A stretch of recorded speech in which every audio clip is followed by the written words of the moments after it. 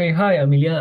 I received this from you and seek your permission for me to call you Amelia. So you have submitted this piece of work for me to assess. So therefore, I will assess this and then I will get back. I'm now getting back to you. Okay, but first thing to note, because this is a H1 paper, I'm not entirely sure if you're taking H1 or H2, but nevertheless, itself, if you're taking H1, I will urge you to consider the fact that because this paper itself in the previous H1 paper, there's some, means before the new revamp syllabus, there are some differences in the, the, the, the, the the demand from Cambridge.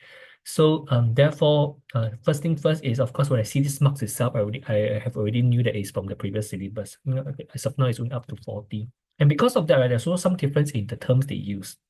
Okay, so do take note of the fact that certain things which I mentioned over here itself, it might not be if you see that your answer itself is a bit different from the suggested answer itself, don't need to be too mindful, okay? Because of the revamp syllabus, there's a new emphasis, there's a difference in emphasis. Okay, so something for the take note of that. So for example, if I were to take a look at the questions that you asked me to assess, right? Particularly assessing question B part 3. Right, using the appropriate diagram, explain why producers of sweets and cakes are likely to bear a smaller burden of a tax on such products compared to consumers. And then we comment on whether this will necessarily be the case. Now, if this is the okay, in the past, this tax burden itself, right, is something that we test H2 students a lot more, and not really for H1, because they're supposed to calculate the burden of tax. And even for now, for H2, they are supposed to use consumer surplus and producer surplus to identify the change in, burden or revenue, if not expenditure. So in your answer itself, what happened was the fact that first thing first, the labeling. If you have decided to draw some diagrams over here, make sure you talk about what is the market we are talking about. For example, quantity of cakes and sweets. For example, right? Cambridge is quite mindful, especially when it comes to such a question, because for another market whereby the demand for the good can be price elastic, it may be different. It may be different. So to think of that.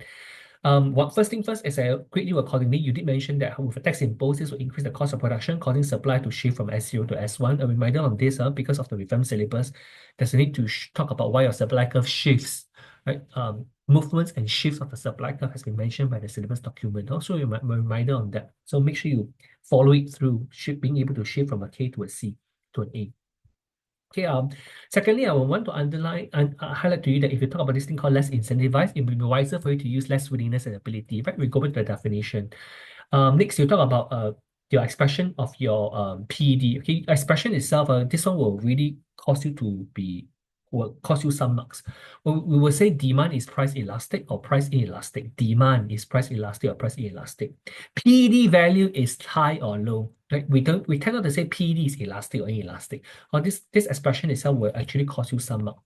You also mentioned that because of a low proportion of income being spent. So what does that mean? Right? So if I want to bring it to why PD value is less than 1 or why demand is price inelastic with a low proportion income spent, this means any increase in prices to a less than proportional change in quantity demanded. Things like that. Also, make sure you follow through the whole analysis. All this analysis has become a lot more important with the revamp syllabus. So a reminder of that. Also, currently your expression itself is not giving you the way you express yourself is not helping you. Okay, so change your expression a little bit. All right. Okay, for example, demand is price inelastic. Any increase in price less than proportionate change in quantity, right, leading to a gentle or steep demand curve in this case. Things like that. So at least you go back to your diagram. And then you talk about how thus demand is price inelastic than supply, not really than supply, right? And with a change in supply, which will then cause a significant increase in price and a less than proportionate decrease in quantity demanded over here, right? In this case, producers bear a smaller burden A as compared to consumer bearing a larger share B. As they are more responsive to price changes.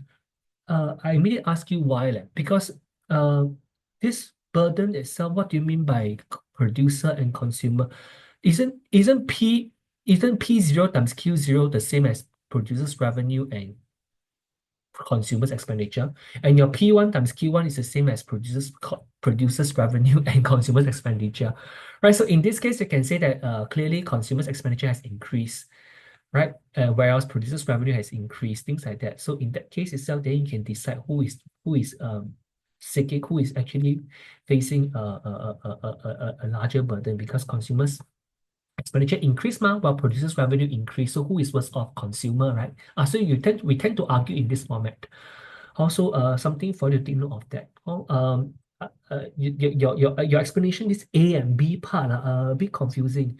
I really didn't get what you were trying to highlight. Okay, so because P times Q is the same for producers revenue and consumers expenditure, right?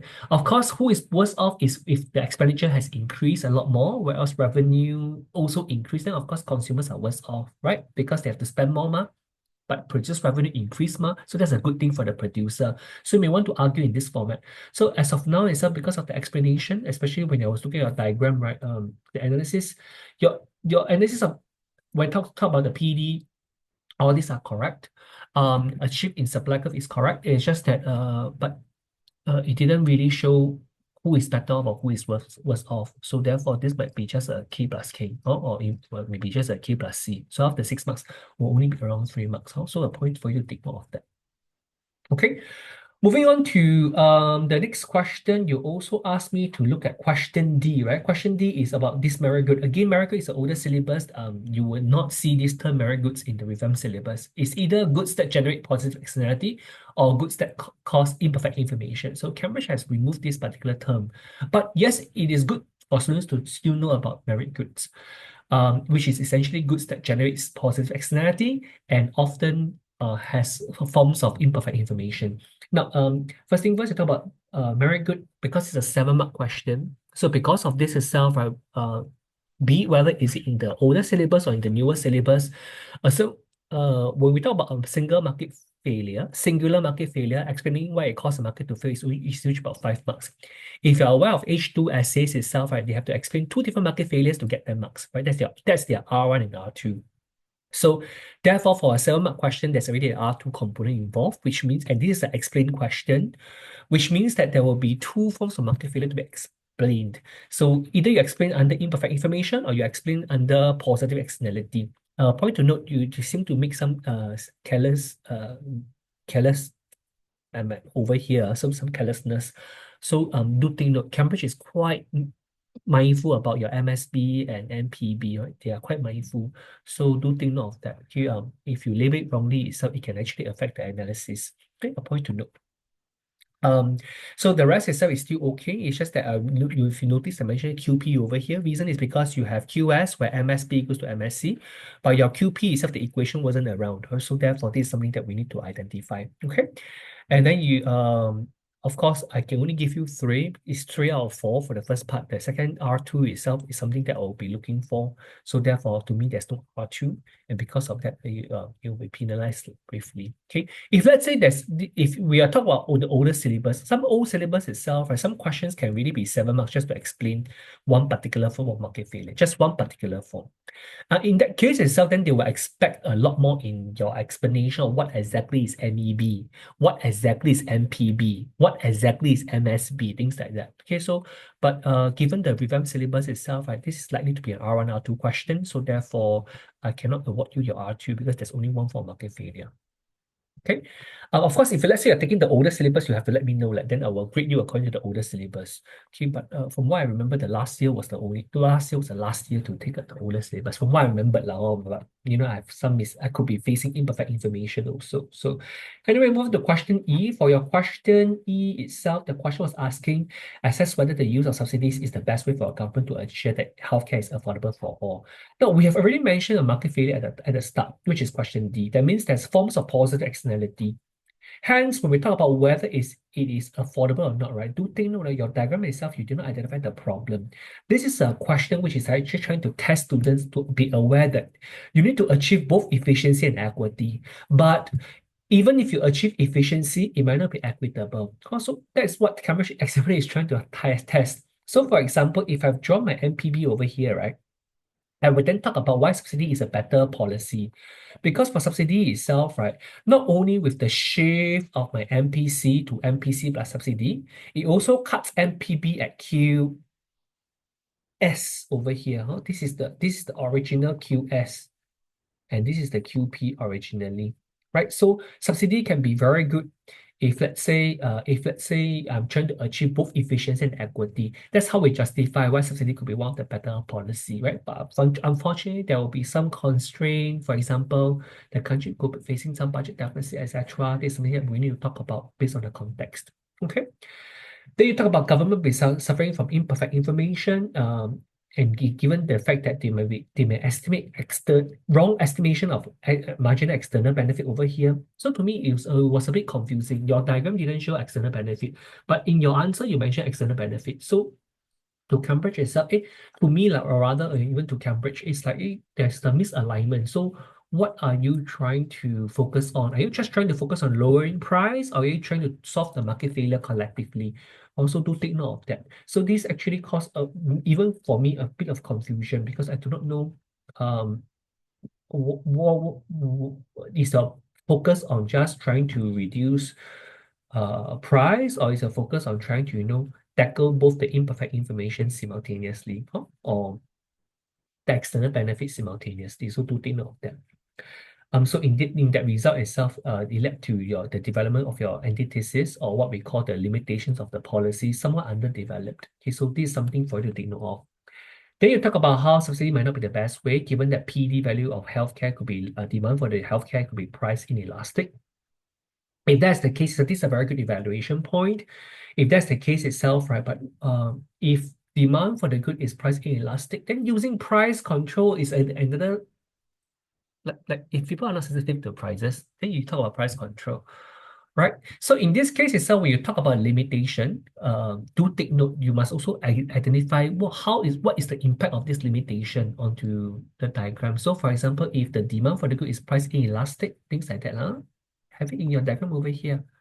Right, this means even if an increase in supply, except your quantity only increase minimally, things like that. Also, so do take note when you explain the policy or the limitation of policy itself, the analysis must be developed accordingly. So in that case itself, I mentioned, won't price ceiling be equally affected? If not, there's some underdevelopment of your policy.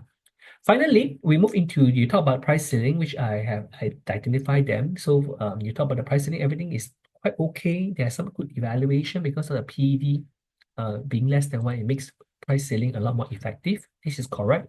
That's why you put a smiley face. But you mentioned there's a black market. If there's no effective monitoring, uh, black market for healthcare go.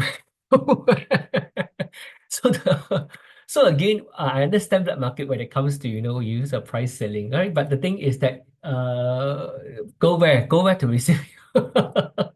So sometimes, yes, for quite a lot of situation where we talk about price selling itself, there will be some form of black market, but it doesn't apply to all market, all of the context. So you need to consider the context in this case, right? So so I was like looking at, are you talking about maybe some unlicensed healthcare clinic, things like that? Oh, these are something that you might want to consider. But I was thinking of black market in the healthcare sector. Where is it? I was thinking about that in the case of Singapore context. Now, your final evaluation was the one that I need you to be a bit more mindful. The question is asking best way for our government. So typically in the introduction, we would have identified the government that we are talking about. If this is a case study, they would have given us some context, which is the country we are looking at. So in your evaluation, you talk about if it is a developed country, if it's a developing country, but the case study should have given you some extra, right, to justify that whether is it developed or developing, right? Which is what are the question, what are the context they've given. So to be very mindful. Over here, I do not see which extract do you link it to. A reminder to note for case study itself, right? Most of the things itself should be linked back to the extract. So when I see questions, but I don't see any link to extract, for example, bracket extract 1 or bracket extract 2, I will be a little bit mindful lah. So these are some of the things that I tend to be a bit more mindful about. Now, even if you look at the recent release specimen paper in 2023, I'll just go and Google, right? H1 Economics ICAB specimen paper 2023, right? You will see a specimen paper, you notice that they have given you quite a lot of things that they demand from the extract. So a reminder on that. Or maybe if this is just a general question for you to practice, I'm not entirely sure. Okay, but typically we tend to require students to link back to the extract. Okay, particularly for case study. So these are just some of the things that I need to take note of. Of course, I still thank you for sending in this. And if let's say you have any other further questions, feel free to just feel free to just either email me or just WhatsApp me accordingly. All right. Okay. So thank you. Have a good day. Bye bye.